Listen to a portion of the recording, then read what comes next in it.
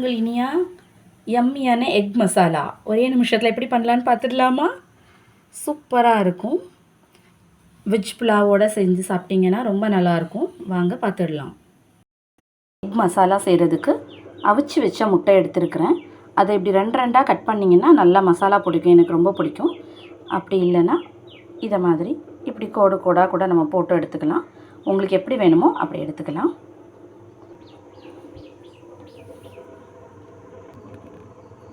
இப்போ ஒரு பேனை ஹீட் பண்ணிக்கலாம். கொஞ்சமாக ஆயில் விட்டுக்கலாம். இஞ்சி பூண்டு பேஸ்ட்டும் கருவேப்பிலையும் சேர்த்துக்கிறேன்.